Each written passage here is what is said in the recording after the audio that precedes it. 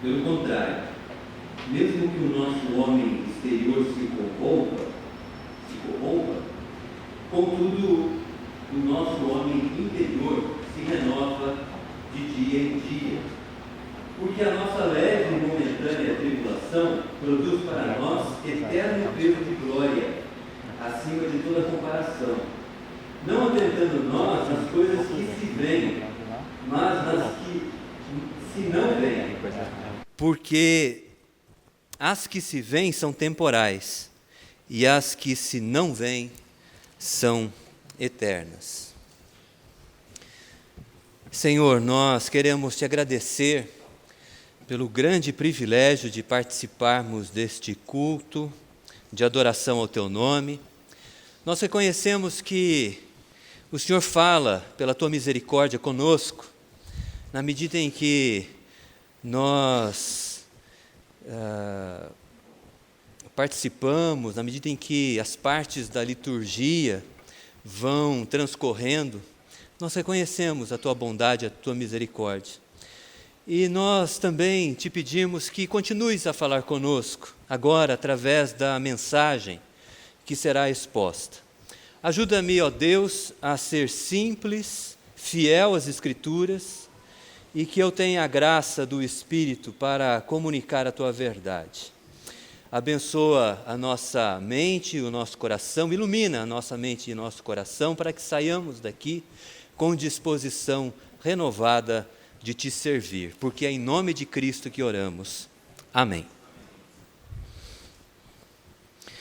Nesse trecho que nós lemos, Paulo fala de um mal emocional denominado desânimo. Ele logo no início da passagem, ele diz, por isso não desanimamos. Veja que eu estou colocando aqui o desânimo como um mal emocional, diferente do desânimo que nós sentimos quando estamos desgastados fisicamente. Quando é questão de desgaste físico, um bom sono, uma boa alimentação resolve e nós recuperamos as forças para seguir em frente. Então, a questão aqui abordada é do ponto de vista emocional. Em qualquer site de busca que você procure a palavra desânimo, você vai encontrar que é um mal emocional em que a pessoa se sente cansada, desalentada, sem motivação, esgotada, exausta emocionalmente, triste. O desânimo, nós precisamos diferenciá-lo da ansiedade. Na ansiedade há uma aceleração, Nós antecipamos uma preocupação futura, algo que vai acontecer lá na frente, nós trazemos para o presente e começamos a ficar com o coração acelerado, não há relaxamento. Por exemplo, será que eu vou conseguir pagar o aluguel da casa? Será que o tratamento médico que o meu filho, a minha filha, precisará, eu vou ter condições de pagar isso? Então, há uma antecipação de problemas futuros para o presente. Num certo sentido, essa antecipação pode ser positiva, não é? Porque, afinal de contas, vamos ter que trabalhar para fazer frente às despesas, e nós precisamos de alguma forma de agressividade, para enfrentar aquilo que precisamos enfrentar, a fim de alcançar o que precisamos, mas, como às vezes acontece, se nós não atingimos o objetivo, isso pode levar ao desânimo, a um certo esgotamento, e nós nos sentirmos impulsionados a desistir. Um outro exemplo é quando eu deixo de fazer algo também por antecipar um problema. Aí eu não vou naquela festa porque eu sei que se eu for, as pessoas vão ficar reparando em mim, vão reparar no meu cabelo, na minha roupa, na maneira como eu falo. Se for um jovem, eles vão fazer bullying comigo. Aí eu não vou na festa. Aí eu começo a receber as postagens, né? As pessoas lá, integradas, interagindo, felizes, né? As fotos. Aí eu começo a ficar triste, desanimado. Mas por que eu não fui nessa festa? Por que eu me deixei cercear por essa antecipação de um problema que eu nem sei se realmente eu vou enfrentar, ou não, nem sabia se realmente eu enfrentaria. Então, eu peço perdão ao Dr. Roy aqui, psiquiatra, a doutora Kelsey, psicóloga, né? Mas eu, pelas minhas leituras, né, algumas poucas leituras sobre o assunto, eu entendi que o desânimo pode ocorrer como resultado da ansiedade. Não é? Pois se eu estiver errado, vocês corrijam as pessoas por mim e me ajudem também no assunto. Mas um outro fator desencadeador de desânimo é o sofrimento. No contexto da passagem, Paulo está falando de sofrimento aqui no capítulo 4. Ele disse que nós sofremos devido à nossa identificação com Jesus Cristo. Olha o verso 4, 11. Porque nós que vivemos somos sempre entregues à morte por causa de Jesus, para que também a vida de Cristo se manifeste em nossa carne mortal. Então, Jesus sofreu, Jesus experimentou as mazelas que nós experimentamos. Nós, como seus discípulos, também vivenciaremos essas realidades. Certamente de uma maneira bem menos intensa que Cristo. Mas devido a essa identificação que temos com Cristo, o sofrimento se torna uma realidade na nossa vida e pode nos provocar desânimo, como nós veremos. Mas Paulo nos dá um alento aqui, né, dizendo que nós sofreremos dentro daquilo que nós podemos suportar. Versículo 8 diz assim, 4:8, em tudo somos atribulados, porém não angustiados, perplexos, porém não desanimados, perseguidos, porém não desamparados, abatidos, porém não destruídos. Então, vamos enfrentar sofrimento sim, mas dentro de uma intensidade que possamos suportar. E é interessante que Paulo, nesse trecho que nós lemos, ele faz uma ligação daquilo que ele havia dito sobre o sofrimento com essa conjunção que inicia o verso 16. É uma conjunção conclusiva. Por isso não desanimamos. Então ele está querendo nos mostrar que o raciocínio dele, ele está caminhando para uma conclusão, que nós sofremos sim, mas podemos não desanimar. Sofremos, mas não desanimamos. É possível lidar com o sofrimento sem desanimar. Há como não permitir que o desânimo nos domine ao enfrentarmos os fracassos, os reveses da vida. Até para tornar esse assunto bem próximo de nós, eu li no passado esse livro aqui, chamado Esgotamento Espiritual. O autor é Malcolm Smith, da editora Vida. E no capítulo 1 ele fala de pessoas que vivenciaram o desânimo. E eu peguei 3 exemplos, pastor, exemplos de pastores. Às vezes as pessoas pensam que o pastor é tão forte emocionalmente, espiritualmente, mas 3 exemplos de pastores que desistiram do ministério. O autor, o Malcolm, falando com um, que ele chama, primeiro é o Jack. Ele diz assim, o Jack falando com o Malcolm: você prega sobre o amor, Malcolm, mas sabe que ninguém fará o que você está dizendo. Concordam com você, abanam a cabeça afirmativamente, gritam expressões de louvor a Deus, fazem fila para apertar a sua mão, dizer dizer para você como que elas foram abençoadas pela sua mensagem. Mas antes de chegarem em casa, já estão mexericando, brigando e traindo os amigos. Aí ele vai falar dos motivos pelos quais ele deixou o ministério, mas ele diz assim: o verdadeiro motivo é que isso não funciona. Não é mesmo, Malcolm? Ele pergunta. É só falatório inócuo, celebração de costumes religiosos, ninguém se transforma.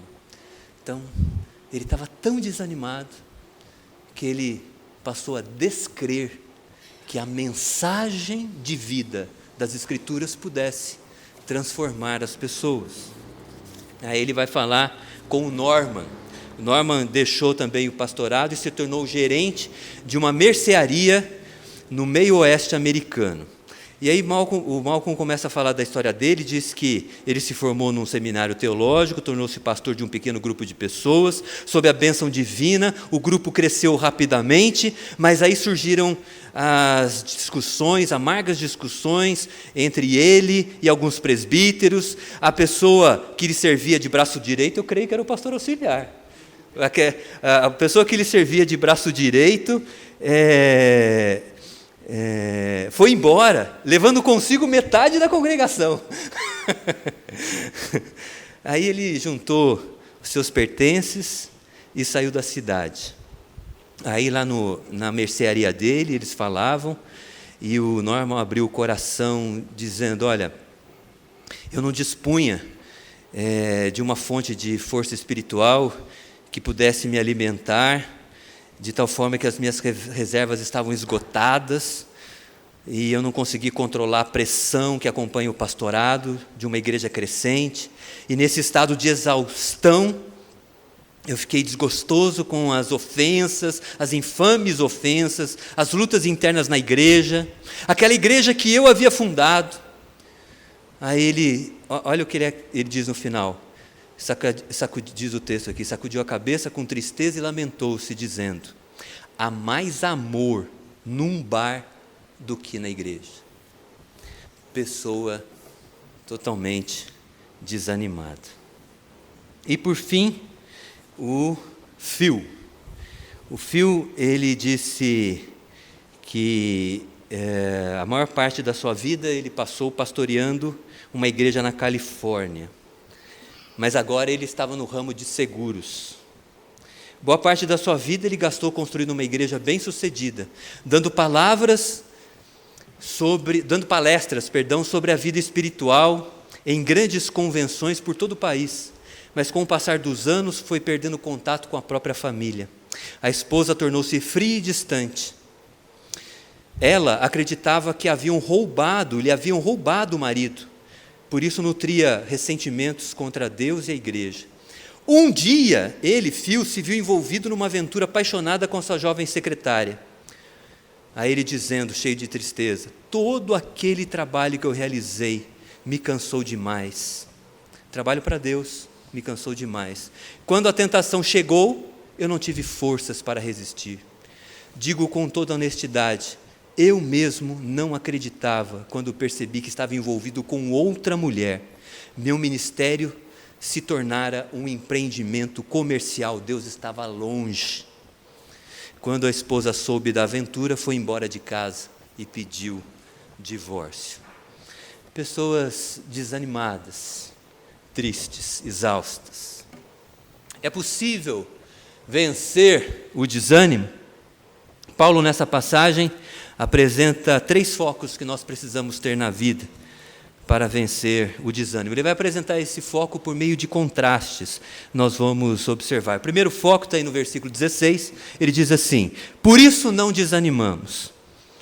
Pelo contrário, mesmo que o nosso homem exterior se corrompa, contudo, o nosso homem interior se renova de dia em dia. Veja, ele coloca um contraste aqui entre homem exterior, que é o corpo, e homem interior, que é a alma. Gênesis 2:7 diz que nós somos formados, corpo e alma. O texto diz assim: formou o Senhor ao homem do pó da terra, corpo, E lhe soprou nas narinas o fôlego de vida, de modo que o homem passou a ser alma vivente. Alma. Nós somos corpo e alma. E aqui Paulo diz que o homem exterior, que é o nosso corpo, ele se corrompe. Essa é uma realidade inquestionável, não é? À medida que o tempo passa, o nosso corpo se corrompe, degenera, modifica para pior. Né, pastor? Não tem como. Alguns se acham mais bonitos na medida em que o tempo passa. Pode até ser que alguns tenham essa experiência, mas não é a realidade da esmagadora maioria. Por mais que nós tenhamos bons hábitos, e devemos tê-los, não é? Para que nós tenhamos uma qualidade de vida melhor, não há como impedir o envelhecimento e, finalmente, a morte do corpo. Moisés, que escreveu o Salmo 90, ele diz no versículo 10: os dias da nossa vida sobem a 70 anos, ou em havendo vigor a 80. Neste caso, aqueles que chegam aos 80 e passam deles, o melhor é canseiro e enfado, porque tudo passa rapidamente e nós voamos. O corpo exterior, invista nele se você puder, tal, mas não coloque o foco da sua vida nisso. Coloque o foco da sua vida no homem interior, a alma. Porque diz o texto que como cristãos que nós somos, esta é uma bênção que alcançou a vida dos cristãos. O nosso homem interior, ele pode se renovar. Na medida em que o tempo passar, vai se renovando, se fortalecendo. Ao contrário do homem exterior. Conhecimento da verdade renova a nossa alma, renova a nossa vida. Bons livros que nos ajudam a compreender a realidade do homem, a nossa realidade pessoal, a realidade social, que trazem luz para compreendermos as realidades políticas, as realidades econômicas. Isso renova a nossa alma. A compreensão das coisas renova a nossa alma. Agora, nada renova mais a alma do que meditar na verdade de Deus registrada na sua palavra. Como é necessário separarmos um tempo para meditarmos nas realidades da palavra de Deus, nas verdades da palavra do Senhor. Quantos males emocionais seriam evitados se nós tivéssemos na nossa mente e no nosso coração as verdades que alicerçam a vida humana que estão nas Escrituras. O salmista diz que o que me consola na minha angústia é que a sua palavra me vivifica. Eu gosto daquela passagem de Provérbios que diz que que a vida do justo, a vida do cristão, na verdade, a vida daquele que teme a Deus, a vida daquele que anda na presença do Senhor, é como a luz da aurora. A luz da aurora é aquela luz que surge quando o sol nasce, que vai brilhando mais e mais, até ser dia perfeito. Como nós precisamos focar no homem interior, para meditarmos nas verdades que renovam a nossa alma e renovam a nossa vida. Porque muitos desanimam. porque focam no corpo físico e desprezam o fortalecimento da alma. Paulo também diz que um outro foco importante para vencer o desânimo é focar na glória eterna. Veja aí o versículo 17. Porque a nossa leve e momentânea tribulação produz para nós eterno peso de glória acima de toda comparação. Qual é o contraste que Paulo está apresentando aqui neste versículo? É o contraste entre a tribulação que é passageira na nossa vida e a glória eterna livre da tribulação. A glória eterna onde não haverá mais choro nem lágrimas. Meus irmãos e minhas irmãs, se alguém poderia reclamar de tribulações, este era o apóstolo Paulo. Tanto em 1 Coríntios quanto na segunda carta aos Coríntios, Paulo apresenta listas de sofrimentos que ele experimentou. A lista que eu acho a mais completa é a que ele menciona no capítulo 11, a partir do versículo 22, 23. O apóstolo Paulo, ele menciona os sofrimentos que ele passou, não é?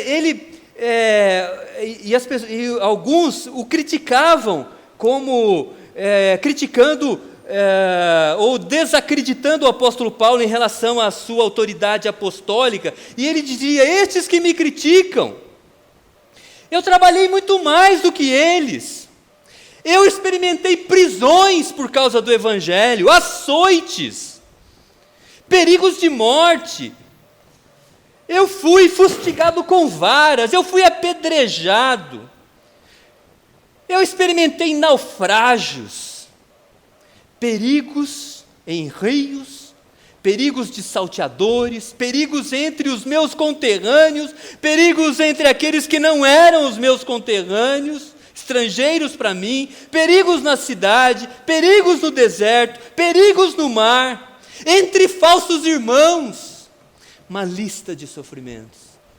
2 Coríntios 11, a partir do verso 23.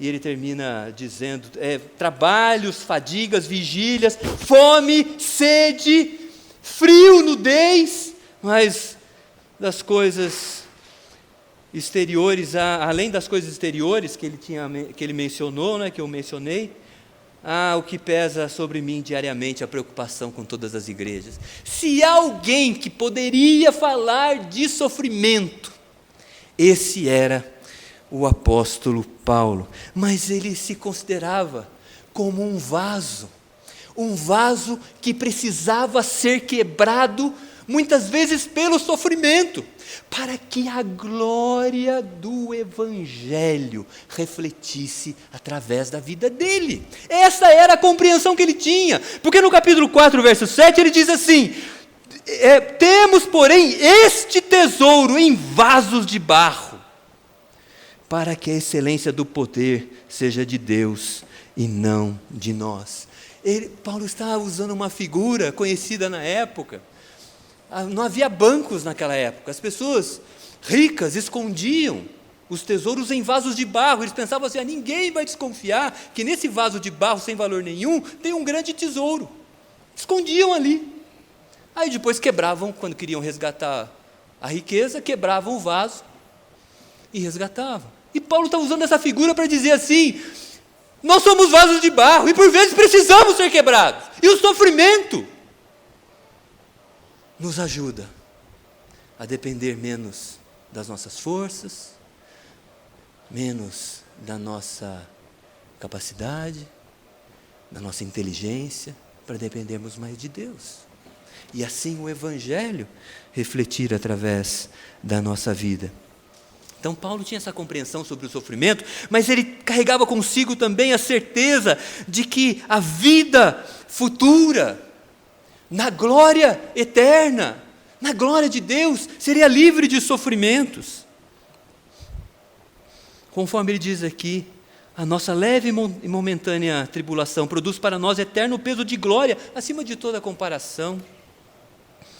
Veja, eu não quero que você pense que eu estou te incentivando a olhar só para o futuro. Eu estou sofrendo, então eu vou adotar uma posição passiva diante do sofrimento, porque a minha expectativa está na glória eterna. E muitos, com esse pensamento, abandonam os seus afazeres. Paulo faz uma crítica dura a alguns tessalonicenses que estavam aguardando a volta de Cristo e deixaram de fazer as suas atividades. Paulo diz para eles, olha, aqueles que não trabalharem, que não comam. Não se trata de abandonar aquilo que nós precisamos fazer no tempo presente, mas sim de confiar na promessa de Deus, de que um dia Ele enxugará as nossas lágrimas. Toda e qualquer tribulação do tempo presente nós seremos libertos dela.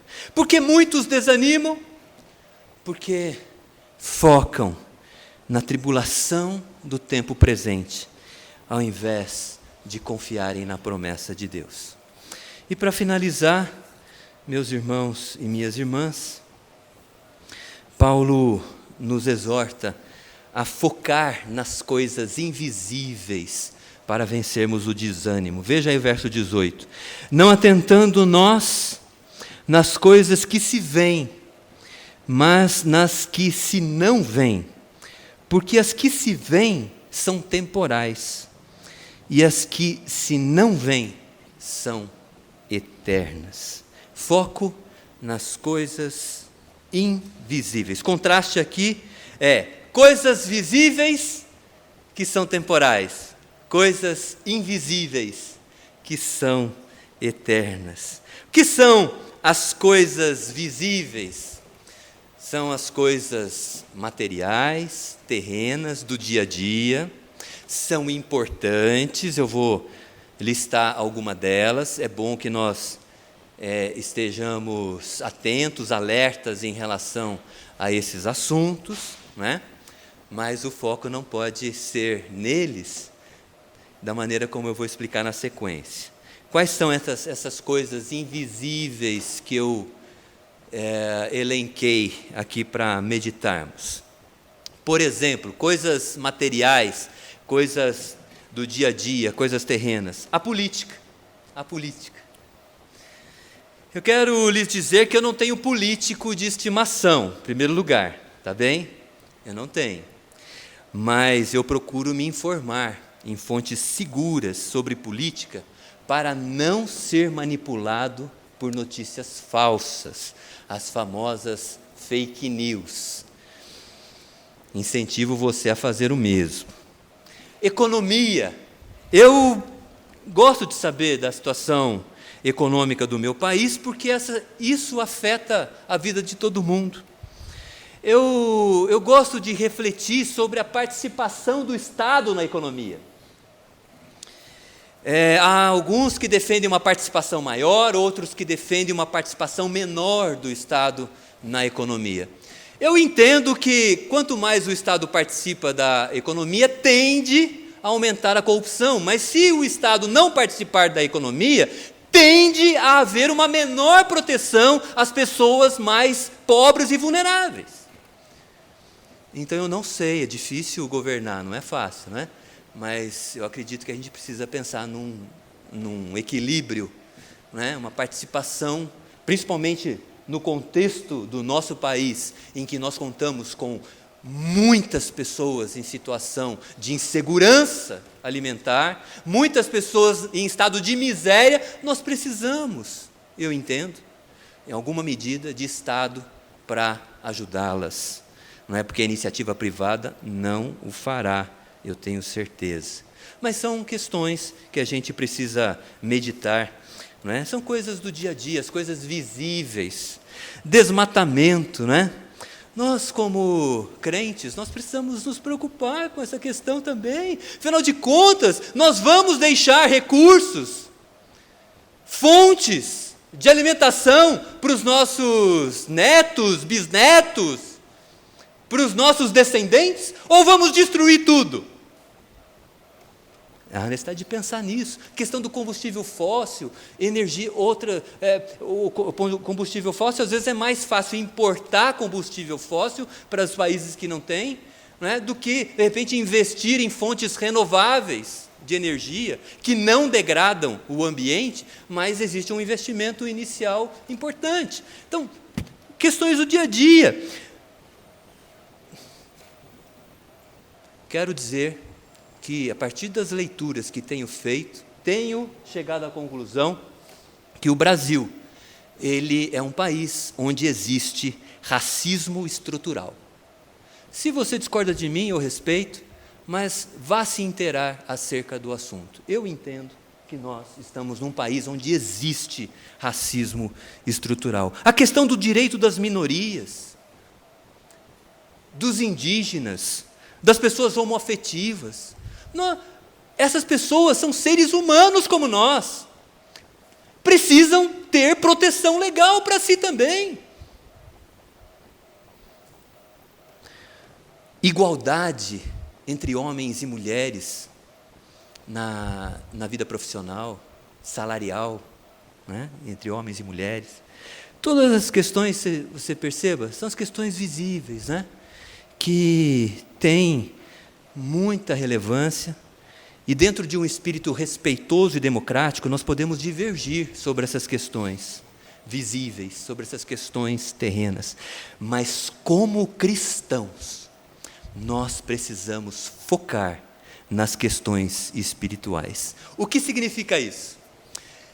O texto diz aqui, né? Não atentando nós nas coisas que se veem, mas nas que não se veem, porque as que se veem são temporais e as que não se veem são eternas. Nós precisamos focar nas questões espirituais. Sabe por quê? Porque Deus é espírito. O nosso relacionamento com Deus é espiritual. E a nossa missão como cristãos é uma missão espiritual. Nós estamos aqui não para seguir as agendas das pessoas, mas para seguirmos a agência do reino de Deus, que visa a glória do Senhor. Nós somos instrumentos de Deus para proclamarmos o seu reino, para expandirmos o seu reino. O reino de Deus, ele tem um aspecto mais estrito, né?